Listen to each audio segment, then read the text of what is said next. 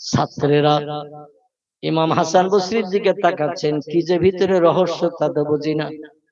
হাসান বসরি বলে, রাবিয়া, তোমার দেওয়া খাবার যা পরিবেশন করেছো আমরা কেউ খাবো না।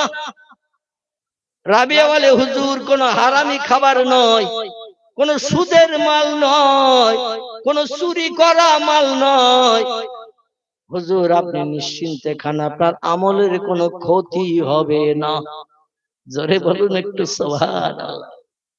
হাসান বসরি বলছে, রাবিয়া, এমন একটা দিন তোমার বাড়ি আমরা 6 থেকে 7 জন মেহমান হয়েছি, যেদিন তোমার ঘরে হাঁড়িতে কোনো আটা নাই, রান্না করার কোনো কাঠ রান্না ঘরে নাই, তোমার আসলের মুড়োয় গিরে দেওয়া কোনো পয়সাও নাই যে বাজার থেকে কিছু কিনে আনবে, এরকম পয়সাও নাই। তাই জেনে বুঝে এসেছি, আর কার ঘরের থেকে মাল চুরি করে এনে আমাদের সামনে পরিবেশন করেছো, নাম না বলা পর্যন্ত আমরা তোমার রুটি আর এই ভুনা করা গোশ খাবো না।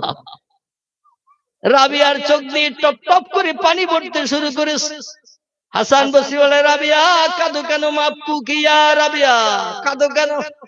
রাবিয়া বলে, হুজুর, যে লোকটা আমার হাঁড়ির খবর রাখে, যে লোকটা আমার রান্নাঘরের খবর রাখে, সেই খোদার কসম, কোন বাড়ি থেকে এই ভুনা করা গোশত রুটি চুরি করে এনেছি এ খবরটাও তিনি রাখেন। নারায়ে তাকবীর।